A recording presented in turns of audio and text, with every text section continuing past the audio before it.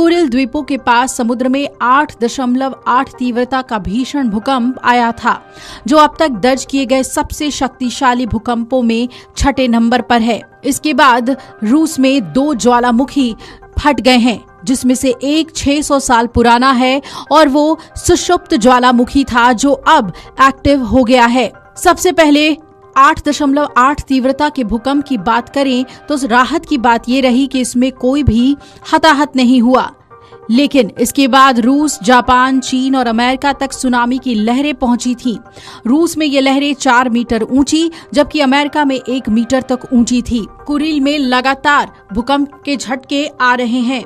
यहाँ 6.3 तीव्रता का भूकंप भी आया था। इसके अलावा कैमचटका में भूकंप के बाद ज्वालामुखी भी फटा। यूएस जियोलॉजिकल सर्वे के मुताबिक 8.8 तीव्रता वाले मुख्य भूकंप के बाद बीते 16 घंटे में रूस के आसपास 125 से ज्यादा आफ्टर शॉक्स आए हैं, जिनकी तीव्रता 4.4 या उससे ज्यादा बताई जा रही है। इनमें से 3 झटके 6 से ज्यादा तीव्रता के रहे, जिसमें सबसे ज्यादा जोरदार झटका 6.9 तीव्रता का था। ये मुख्य भूकंप के करीब 45 मिनट बाद ही महसूस हुआ था। बुधवार को ही सुबह 11 बजे मुख्य भूकंप के केंद्र से 200 मील दक्षिण पश्चिम में 6.4 तीव्रता का एक और आफ्टर शॉक आया। कैमचटका में भूकंप के बाद ज्वालामुखी भी फट गया। बुधवार को कैमचटका में जब 8.8 तीव्रता का भूकंप आया तो उसके बाद ही कैमचटका के प्रायद्वीप पर कुछ ही घंटों बाद क्लूचेवस्काया सोपका नाम का ज्वालामुखी फटा। पिछले कुछ दिनों से इस ज्वालामुखी में हलचल बढ़ रही थी। रात में इसके क्रेटर से रोशनी निकल रही थी और दिन में ये राख उगल रहा था। बुधवार को इसने करीब 3 किलोमीटर ऊंचाई तक राख का गुबार छोड़ा। 19 जुलाई को रूसी विज्ञान अकादमी वोकेनोलॉजी संस्थान ने इस ज्वालामुखी की एक तस्वीर जारी की थी, जिसमें क्रेटर के ऊपर एक बादल नजर आया जो नीचे से निकल रही लावा की रोशनी से चमक रहा था। वहीं रूस में 600 साल पुराना सुषुप्त ज्वालामुखी भी कल फट गया। अब सवाल ये है कि क्या ये भूकंप, सुनामी और ज्वालामुखी प्रलय का कारण बन जाएंगे?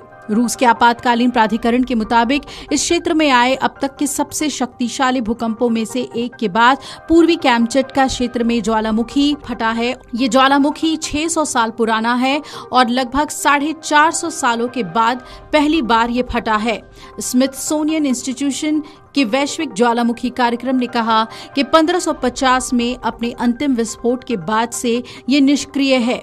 क्रशेनिकोव ज्वालामुखी से अब राख का विशाल गुबार निकल रहा है। रूसी सरकारी मीडिया ने इसकी तस्वीरें साझा की। कैमचटका के आपातकालीन स्थिति मंत्रालय ने टेलीग्राम पर बताया कि राख का गुबार लगभग 6000 मीटर की ऊंचाई तक पहुंच गया। मंत्रालय ने कहा कि ये गुबार ज्वालामुखी के पूर्व की ओर प्रशांत महासागर की ओर फैल रहा है। इसके रास्ते में कोई आबादी वाला इलाका नहीं है और आबादी वाले इलाकों में राख गिरने की कोई सूचना नहीं मिली है। वैज्ञानिकों का मानना है कि रूस के सुदूर पूर्व में आए बड़े भूकंप के आने से ये खतरे की घंटी है। जानकार मान रहे हैं कि क्रेशिनिनोव ज्वालामुखी से लगभग 1463 के बाद से लावा नहीं निकला। वहीं ये ज्वालामुखी फटेंगे इसका अंदाजा पहले ही लगाया गया था, क्योंकि ये पूरा इलाका रिंग ऑफ फायर में आता है। रिंग ऑफ फायर में बसे प्रशांत क्षेत्र के कई इलाके हैं। प्रशांत महासागर के चारों ओर एक विस्तृत ज्वालामुखीय और भूकंपीय श्रृंखला है। इसी कारण इसे रिंग ऑफ फायर नाम दिया गया है। ये अलग अलग टेक्टोनिक प्लेट्स किनारों के सहारे फैली हुई श्रृंखला है और ये दक्षिण अमेरिका के दक्षिणी सिरे से लेकर न्यूजीलैंड तक 4000 किलोमीटर तक फैला हुआ है। लगभग 90% भूकंप इसी क्षेत्र में आते हैं और पृथ्वी पर मौजूद सभी सक्रिय ज्वालामुखियों में से 75% इसी क्षेत्र में मौजूद हैं, यानी कि 492 सक्रिय ज्वालामुखी हैं। अब इस इलाके में कौन कौन से देश आते हैं, आपको इसके बारे में भी बता देते हैं।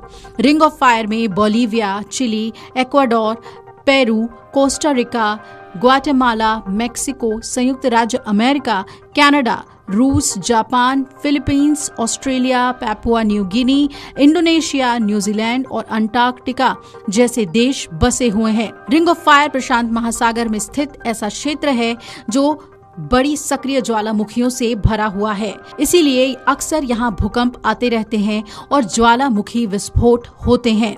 रिंग ऑफ फायर पृथ्वी के लिथोस्फेटिक प्लेट्स की हलचल और टकराव का ही नतीजा है। लेकिन ये भूकंप दुनिया को क्यों प्रलय के डर से सहमा रहे हैं? अब 8 से ज्यादा तीव्रता वाले भूकंप के बाद 6 से ऊपर की तीव्रता वाला भूकंप लगातार आ रहा है। अगर रोजाना इस तरह झटके लगते रहे तो बड़े नुकसान की आशंका है। आपको बता दें कि अमूमन हर दिन ही भूकंप आते हैं और दुनिया भर के किसी न किसी इलाके में रोजाना झटके लगते रहते हैं।